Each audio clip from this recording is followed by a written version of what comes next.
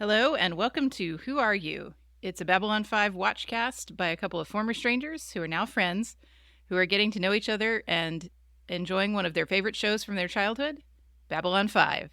I'm Laura. And I'm Xhafer. And today we're going to do a little bit of recasting. Yes, we are. We're going to be recasting our Minbari delegate to the station today. So we're going to do Delenn and Lennier. Yeah, I'm curious about this one. Yeah? I know you've probably seen my Lennier pick because we have our spreadsheet. And I came up with my Lennier pick like a year and a half ago when we started this bit.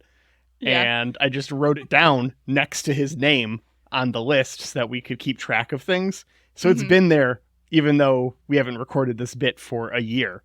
So that one's probably not surprising at all, but we can start there. Yeah, let's start with Lennier. Lennier is Bill Mumy in Babylon 5, who of course has a pedigree of being a child actor in Sci-Fi, who then goes on to another show. And so following in those footsteps, I think Wil Wheaton would make an excellent Lennier. I think that is a great call, yeah. You get the harkening back thing. Also, Wil Wheaton, just a good actor and would have a lot of fun in this role, I think. It's different enough from other stuff I've seen him do where I think he'd have a really fun time with it. Yeah, I think so. And we know that Wil Wheaton looks good clean shaven. Of course, he is currently sporting a nice beard. Yes.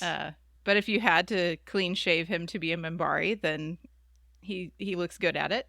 Yeah, put him in some loaf for a change, you know? Let him experience the makeup chair so that way all the razzing he's gotten at conventions about never having to do that as much from some of his friends gets paid back. And then also you get the fun cameo opportunity of people from Next Gen coming on the show and doing guest bits like they did with his mom from Lost in Space. Yeah. Bring Beverly Crusher back. Yeah. Sort of. Yeah. Yeah. You know, you could do all kinds of stuff with that. It'd be really fun. So Wil Wheaton, my pick for Lennier. I think that's great. I was kind of going under similar lines in that I thought, Lennier kind of has to be, for me, a sort of doofy white guy. Okay. Like, the whole subplot with him secretly being in love with Delenn. Yeah. I was like, I need kind of a doofy white guy for that, just in my brain. That's what I want. Yeah, you need someone who can get real excited about a Kawasaki Ninja. Kawasaki Ninjas rule, a Kawasaki Ninja's cool! Yeah. Yes. And, you've already got Wil Wheaton on there. I think that he can be totally a doofy white guy, so props to you for that pick. But I have to go with something different, right? I need to make something else up. That's our rules. You can do whatever you want. Yeah. Well, so I was like, well, who's another sort of actor that could pull these things off? And to me, I picked Michael Cera. Okay. Again, he's done some child actor stuff. To my knowledge, no Sci-Fi credit there. Certainly a very young actor. I think he's about our age, so that seems like the right age range for what we need. And of course, Wil Wheaton is a bit older than us, but I think that he still carries a very youthful look. Like he's one of those baby face kind of people, especially if you shave him. Yeah. I mean, if you shave him, give him, maybe he might need a little hair dye at this point, but I think he can pull it off. He's older than Patrick Stewart was when they started filming Next Gen now. Right. He's older than you think. Like, if you just looked at him, you might be like, late 30s, right? But he's 50, like, wait, correct? He was in a TV show in 87. What? Yeah. So, I think Michael Cera can also give us the same vibe. And, maybe we don't have to use the quite same level of hair dye to achieve it. But I think he can hit all the right notes there with that sort of awkward secret love. George Michael was getting ready for school when he came across a box of love letters he'd written but never sent. If we keep that storyline with Delenn. And then, just the sort of inexperienced young attaché vibe that we're going to need on Mr. Lennier. Yeah. So who would you put up as your Delenn next to your Wil Wheaton Lennier? We need someone who can really carry themselves to carry a room. someone who has a presence that is commanding yet mysterious, someone that doesn't, the air about them is kind of unquestioned, but also a little foreign.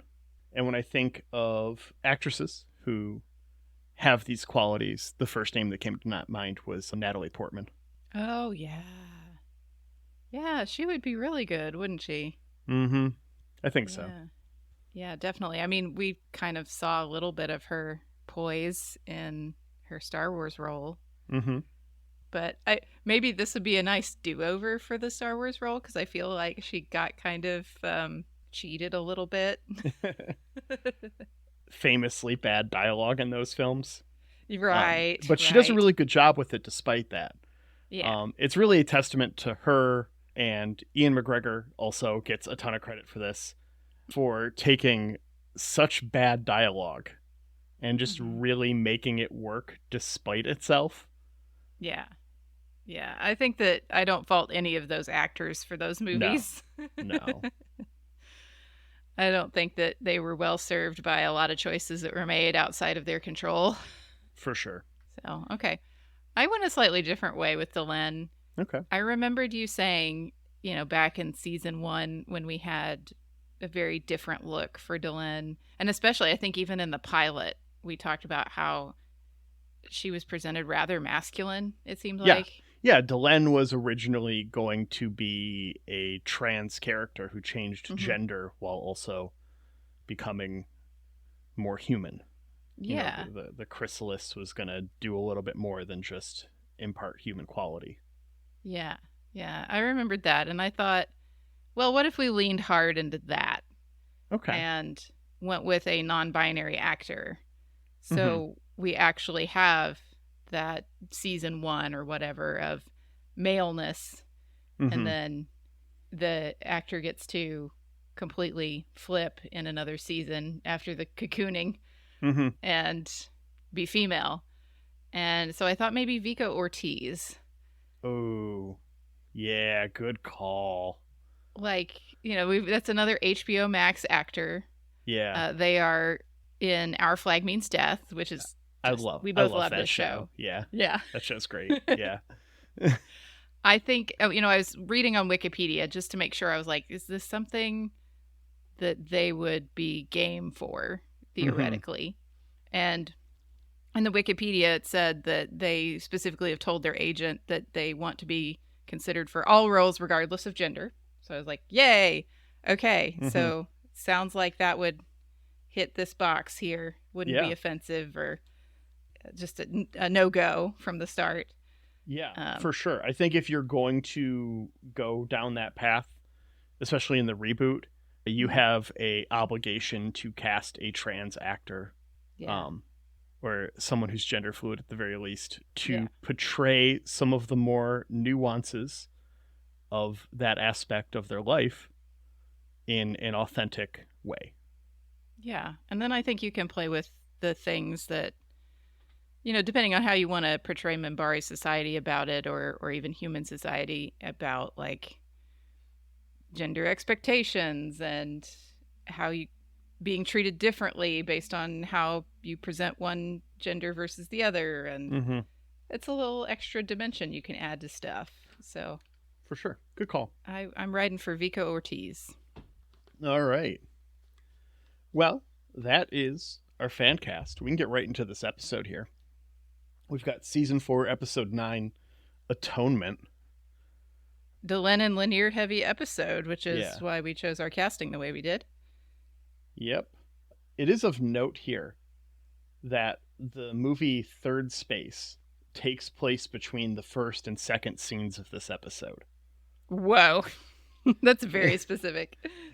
Zack needs his uniform, but it needs to be before Delenn leaves from Minbar. So there has to be 5 days in between these scenes. And it's where Third Space takes place. I don't know who figured it out exactly, but I was reading about it on Midwinter. So, yeah, that's fantastic. Fun. I know I've seen Third Space, but I do not remember anything about it. Yes. Much like this episode, I did not remember much about it. We do have plans to watch Third Space, listener. We're not going in a strict chronological order here. And we'll talk about when we're going to do Third Space and in the beginning, which also ties into this episode in a handful of ways. We'll talk about that when we get to the end of season 4, about when all that stuff's going to happen. So it's on our radar. It's just not for now. Yeah, we weren't feeling like we needed to do a strict like story chronological order with how we went through this show. No, in fact, because we didn't get that. We slaughtered the order in just about every metric by following HBO Max's weird order and then doing just whatever we can find after that. So yeah, it is what it is. We open on Zack getting fitted for his Army of Light uniform. Yeah, he can't get a comfortable uniform no matter what he does, right? Now, another thing, the crotch down where your nuts hang is always a little too tight. So when you make them up, give me an inch that I can let out there. Yeah, so I think I actually alluded to this a number of episodes ago, but there's a cameo here. The costume design department are the Minbari fitting him. Oh, yeah, I think you did mention that. I think that's really cute, yeah. Yeah. And so all the stabbing of him with the needles and stuff while he's complaining about how his clothes never fit, it's perfect. Yeah. They finally get to have their revenge. Mm-hmm. Do you think that this continual ill-fitting uniform that Zack has a problem with is some sort of metaphor for chafing against authority? Sure. I've never thought about it like that once in my life, but it makes sense. So I'm here for it. Yeah. I mean, he's not great at it, right? So no. Yeah. Just a thought. After this, we get a scene where Brian Carpenter comes to collect Delenn for the dreaming. She asks for one more day, but she may not be able to return if it goes poorly to Theme. Dun, dun, dun. After this, Ivanova has her Green Leader scarf on as she heads to a Drazi religious festival. So it seems like the Greens won, right? In that last Drazi election with air quotes. Yeah, she became Purple Leader. She took both the sashes, became Purple Leader and Green Leader, and told all the Purples that they were Greens now. So there are no Purple Drazi on the station. All Drazi on the station are Green Drazi. It was the other way around. I thought she made everybody into Purples. No. I would have to go back and check. She's wearing the green sash regardless. Yes. Mm-hmm. Franklin fits Jakar for his prosthetic eye, and it's bright blue. Mm-hmm. It's worth noting Andreas had brown eyes, so this is still a colored contact. He still had to wear a colored contact. I wondered about that because I thought, I don't feel like that man has blue eyes naturally, so... Especially that blue. Yeah. This feels a lot like Chekhov's eyeball. Like, we're spending a lot of time establishing that this eyeball can see things that if you take it out and just, like, leave it somewhere... I know it's used for a gag at one point. I don't remember if it has a storyline purpose outside of that. If this is all just set up for just that gag, I'm a little disappointed. But I don't know. I enjoy a good gag setup, but it feels a lot like we're spending some time on this for a reason. Yeah. Yeah, we learn he has to take it out tonight. He has to be very careful with cleaning it. And he immediately just, like, pops it out of his head and is, like, touching it and pops it right back in. Yeah. But of course, I mean, if you have this opportunity, is it the first thing you want to do to see yourself? No, that's what mirrors are for.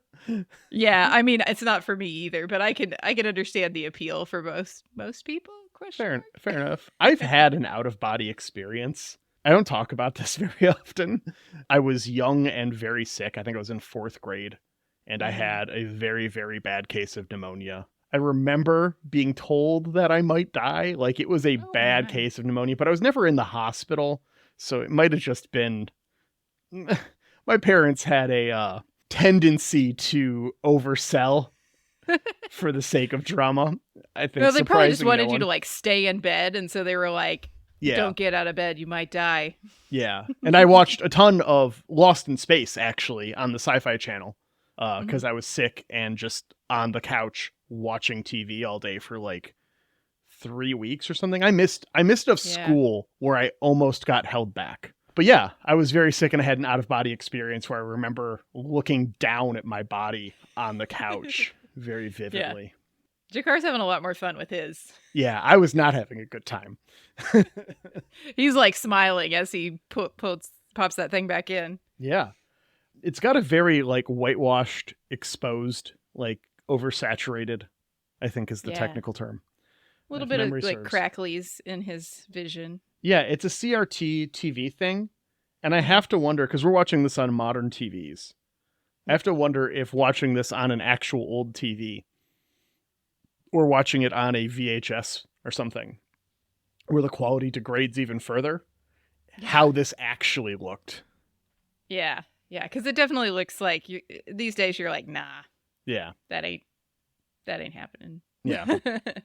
This is Zoom quality is better than this, and that's trash. So we're fine.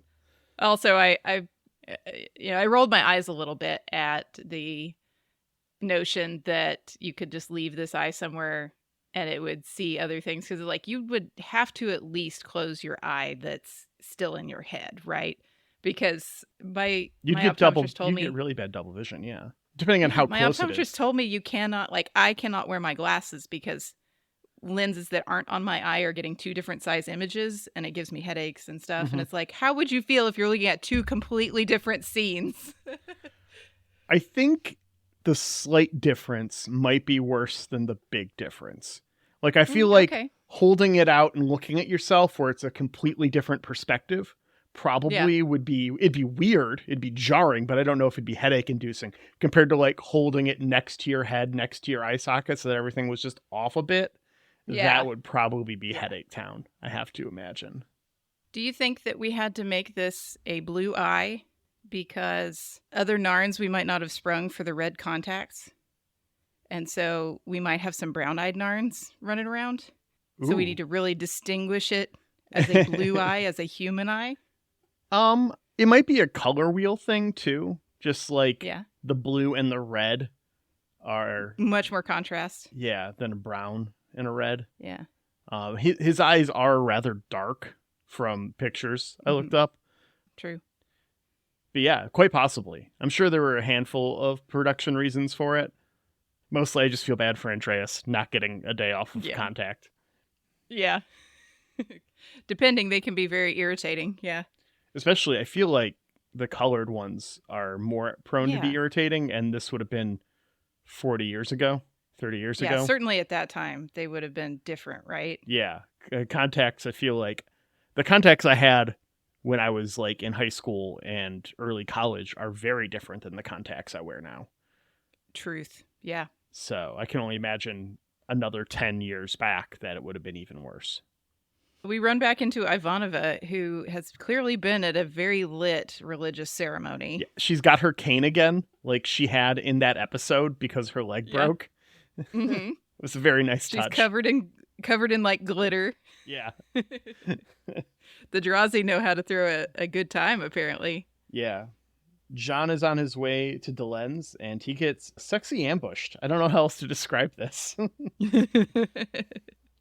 Yeah, that's a good way to describe it.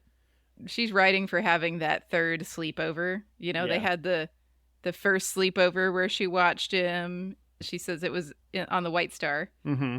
And then they have the second one. I remember that one on Babylon 5. Yep. Now she's really wants to have that third sleepover. Right, for night 3. John makes a joke here about what you'll see with my drool on my pillow, my true self. That is a joke that JMS cited to the Usenets. Someone on there made that joke, and he just took it for the episode and thanked them. Yeah, nice. I mean, I know I'm a sleep drooler most of the time, so I feel you, Sheridan. Same, yeah. She tells John she's going to Minbar, and it might be a while. So she wants to finish this tradition before she goes. He knows something is up, and chooses to not dig into it. Yeah. They're having a lot of unspoken understanding here. Mm-hmm. Meanwhile, Sheridan meets with Marcus and Franklin about Clark's propaganda war. He says, if you tell a big lie enough, people will start to believe it. Now, Aaron, our dear editor, normally I'd just say leave a drop here. But if you want to leave this audio here, because there will be no recovering your search algorithm, your YouTube algorithm from the thing I'm about to ask you to drop. So I'm doing a little bit more of an explanation than I normally do. And I'm like, Aaron, drop. For this reason, so this makes sense to you, listener, because this is how we do our drops. When we're recording, we'll call them out, and then Aaron, our editor, knows to put them in. But I'm thinking a bunch of clips of like Fox News and, you know, other right-wing media sources talking about how Biden stole the election from, let's say, November 20th to what's a good arbitrary day, January 5th? Yeah. I think that could be really funny right there. It's very timely too. I like it. We can make up a different YouTube account to ruin that algorithm. Your call. It's a lot of work. Yeah. You still have to sit through Fox News, so I don't blame you if you just leave that in. Yeah. Maybe somebody's made a highlight video already. Did you see these folders? The confidential, yeah. Yeah, they're such beautiful like leather-bound folders that have classified printed in Babylon 5 print on them. That's a prop I want. I want that. I carry one of these around with me at all times. Not like this specific one, but I have like a leather-bound file that fits a legal pad and a pen and some extra papers that I just have on me at all times. In addition to my notes notebook, which I think I've talked about too. I go through my notes books, and with everything, I'm actually already maybe a third of the way through my new one that I got on April 18th of this year. Yeah. Solely because I'm now taking notes and recording 2 review podcasts. Right. Check out Last Time On, listener. So I've got all my Breaking Bad notes. I'm caught too. up now. Oh. I'm behind. I haven't edited the episode that comes out in 2 days. Oh no. Better get on it. It's what I'll be doing when we're done talking. Yeah.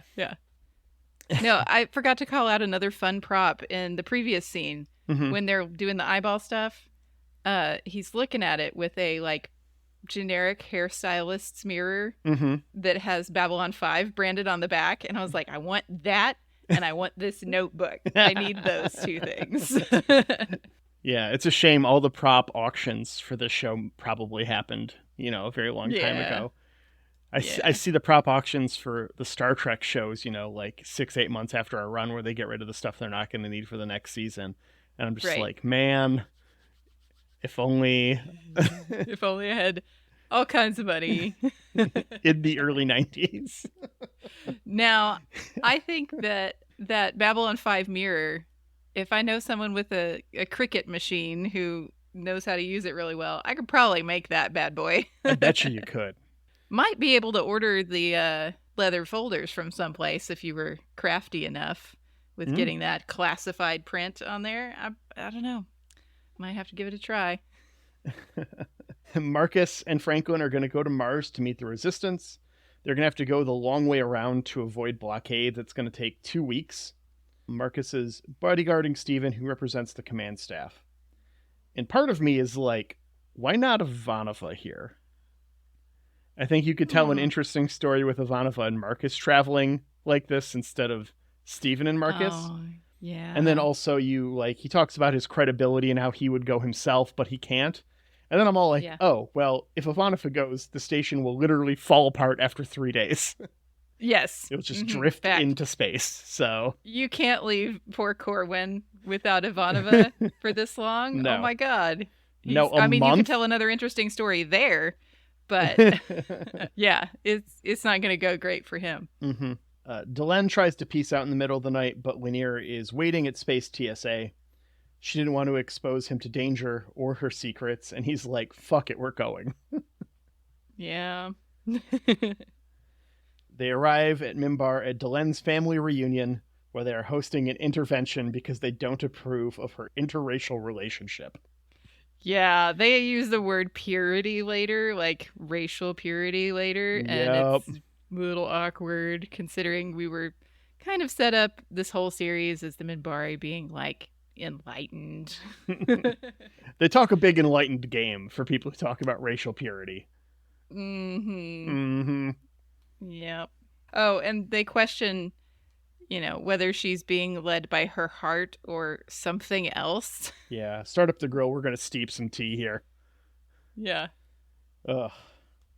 Yeah, they're not by love, but on their secret arbitrary criteria, which she is going to have to guess and then appeal to. Yeah. So she has to go drink the liquid nitrogen cup. Yeah, to enter the dreaming, while Lennier, while going into the same room and drinking the same liquid as her, is in the Whisper Gallery. And I just have to say, that's the name of my new gay bar. I'm pivoting. I'm changing businesses. I'm quitting my job and I'm opening a gay bar because the Whisper Gallery is such a good fucking name. Yeah, I like it. It feels a little timely too, unfortunately. As they enter, Lennier's like, "This isn't your first time, right?" And she's all like, "No, I did this as a guide for Ducat, like you're doing for me now." And we flash back to Delenn and Ducat in the Forest Cave on Dagobah after it gets a makeover from an overenthusiastic middle school drama teacher who just got approval to buy 2 smoke machines. Yeah. Lots of wonderful fog up in here. Right. You know, we needed some fog to go with our triangles. Delenn flashes back to the attack that started the Earth Minbari War. Delenn is brought by Ducat to the Grey Council. We see them debating, revealing themselves to humanity. She quotes Valen about the unknown only being able to harm you. I think the Narn would disagree there. Yeah. Regardless, Ducat shames the council for losing the simplest of life's joy, that of the child and the closed box. This is me. This is why I drunk order stuff online. Sometimes I get surprises. Like a few days ago, I got a DVD of one of the worst movies ever made that I had forgot I had found a copy of online for a few dollars. You got to tell us what it is. No, don't look at it. It's terrible. You don't want to watch this movie. This isn't a so bad it's funny movie. It's so bad it's painful. I watched this movie in college on a lark, and it literally gave one of my best friends a hangover. He was not drinking. The movie was so bad it gave him a hangover. Well, you're supposed to tell us what we need to avoid. You can't find it. There's one copy on Amazon for $40 right now. I found one for $7. It's literally just a no-name movie that doesn't exist. You can't find it anywhere. I'm glad you didn't pay $40 for it. I would have. It's sitting on a bookcase right now just for the next time that best friend comes over. I'm going to ask him to get the thing next to it on the bookcase. Nice. Just to see his That's reaction. worth it. That's worth $7. For sure. That's going to be a great gag. And he doesn't listen to this podcast, so I don't mind talking about it. Nice. Yeah, so we see some more of Delenn's past with Ducat. Mm-hmm. He takes her on as his mentee, and then when she becomes one of the 9 on the Grey Council, there's a moment in the scene where the Triluminary glows in her presence, and that seems significant. Yeah, there's some reactions from not everyone, but some people on the Grey Council. Mm-hmm. And we find out what these are very shortly, but it's clear that some of these people know already. Right before Ducat spills the beans on the Mir family secrets, humanity shows up and starts blasting. Anyway, I started blasting. Yeah. I like that we also call out that the soul hunters are here. It's not a soul hunter. It's a lot of soul hunters, it looks like. Mm-hmm. We know they only show up when there's going to be deaths of important people, right? Yeah. They're just like, oh shit, it's us. Bail. Yeah, and I think Ducat actually attempts to have the gun ports closed. Yeah. It's too late, though. Before humanity starts blasting. It's just too late. Yep. Ducat dies. Delenn casts the deciding vote to start genociding. And then Delenn talks to Moran. Moran? I think it's got to be Moran. I just looked up the spelling. I don't know if they actually say his name in the show. I don't remember. I don't think they did. But it's Robert Edkin Dowds. Oh. He becomes a series regular in season 5 as Byron. This is his first appearance in B5. But he is also in your favorite video game released after 2002. He's got 400 and something IMDb credits, and almost all of them are voice acting in video games. Oh, that's fun. It might be a bit Claudia Christian did a bit of that, too. Yeah. Yeah, he's I thought about all my favorite games from the 2000s, and he's in literally all of them. It's not always a big part, but He's in all of them. It's crazy. Yeah. Do you think he was too recognizable after that as Byron to get screen acting credits? I don't think enough people watched season 5 of Babylon 5 on TNT for that to be an issue. Yeah. Anyways, it's a holy war now, and Delenn was right. If they had reached out, this all would have been avoided. Whoops. She thinks back and can now hear Ducat's last words almost clearly. Like she's in bed, she's thinking about the dreaming, she's meditating on her time in the dreaming, and she's just like, I've got to go back.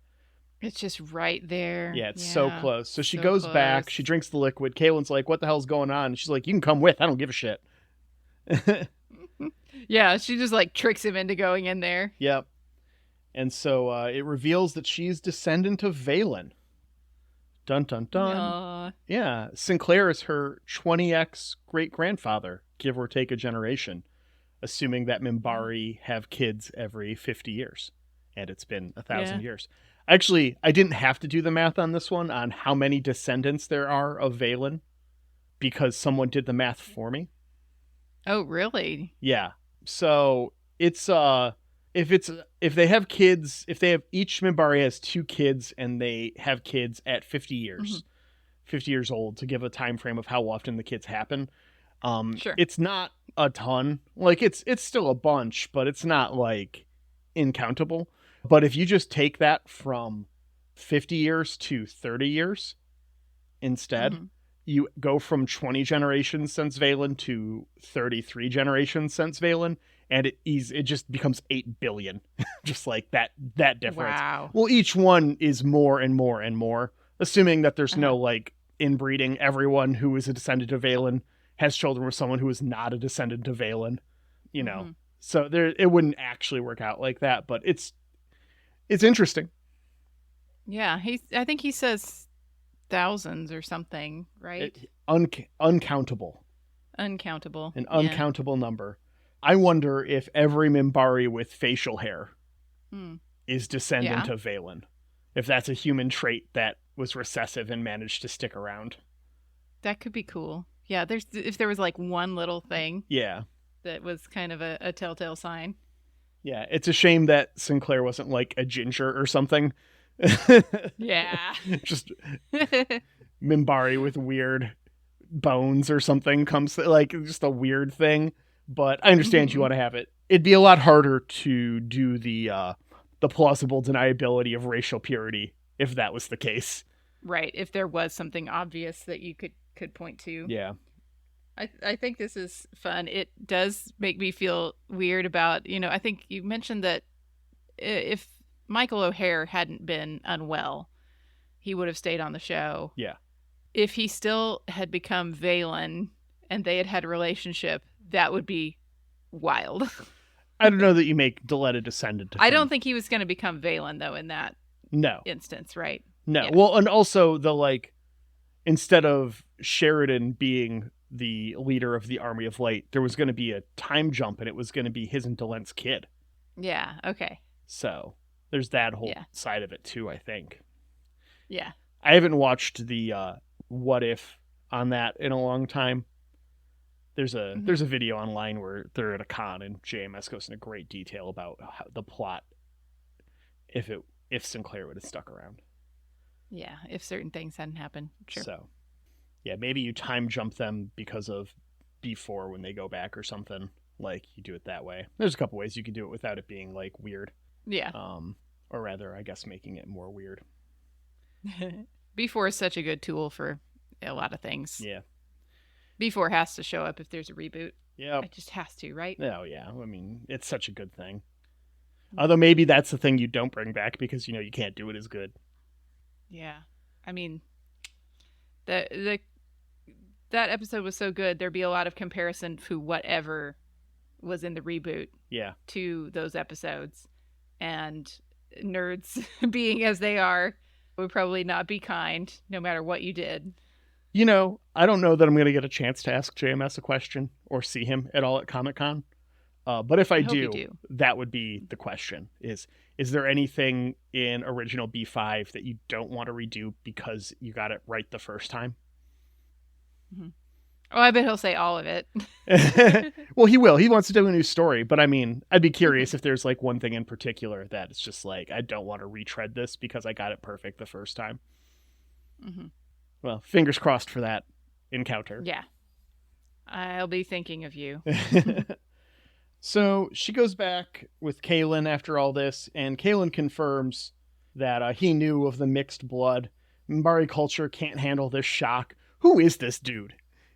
Like, he's like Delenn's clan leader, I guess.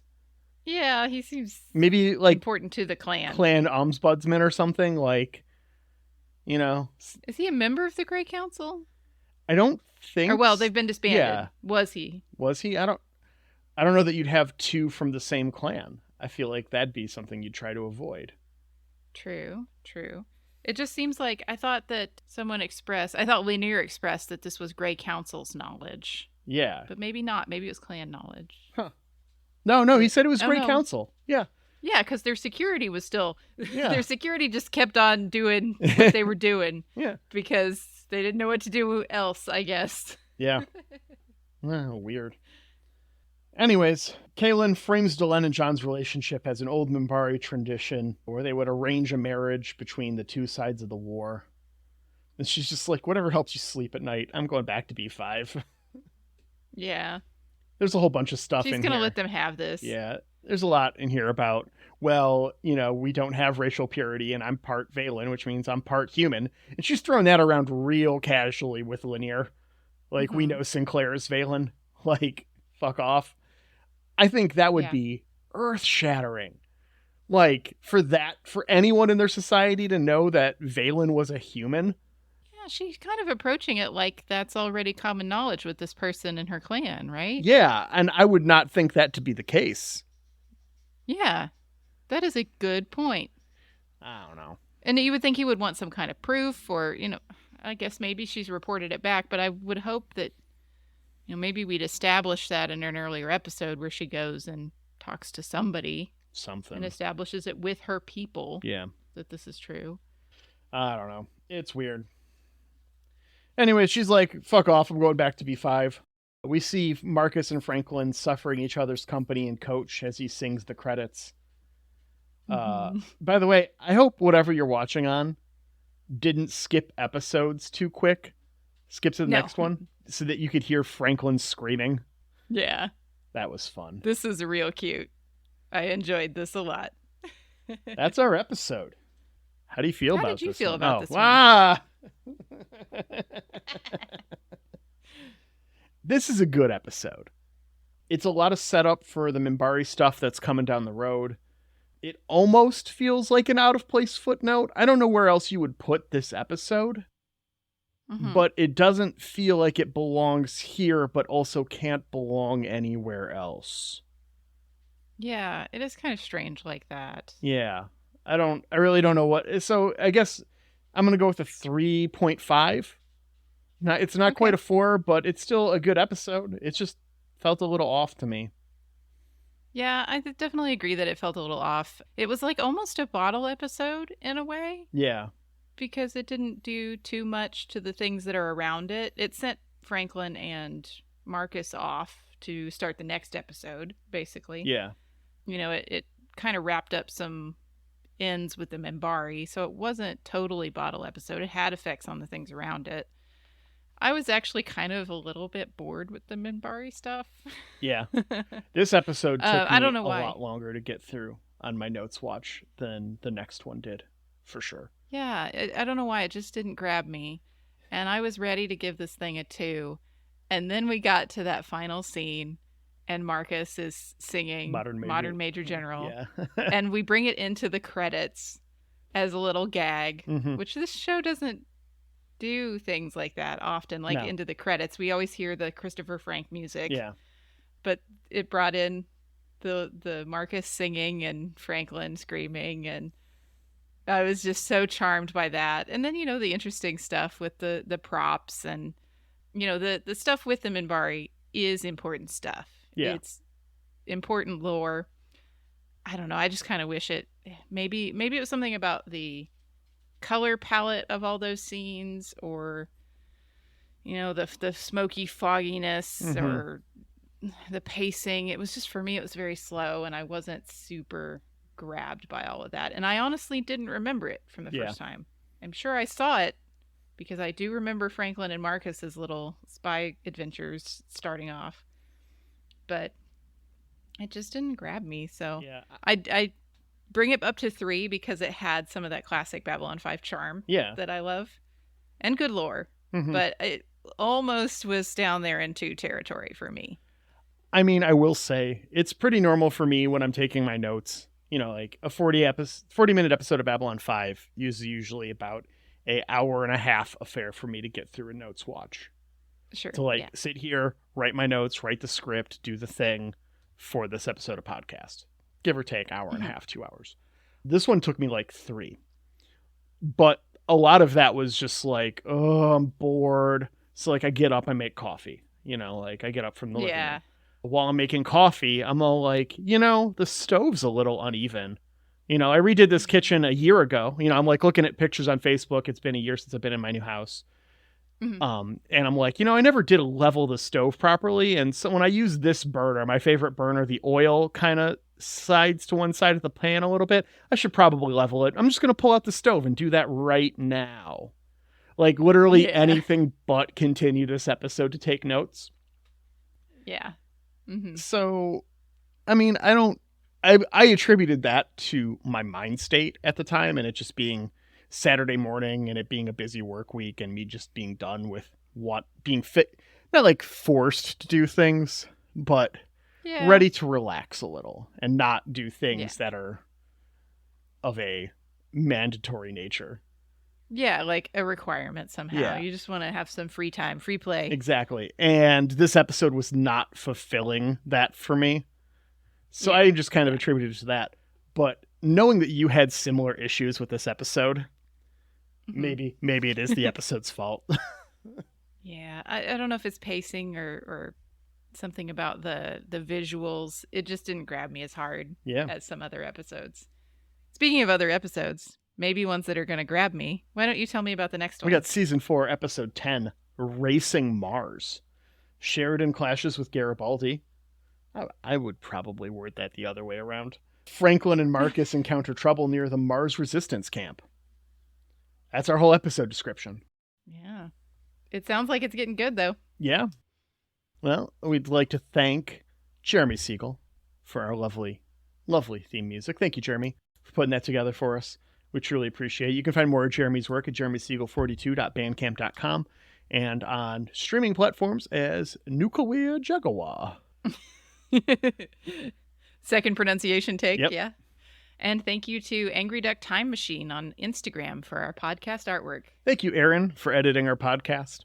Truly appreciate all the effort you put into making sure that this is a listenable show that people laugh at and not just rambling for an hour.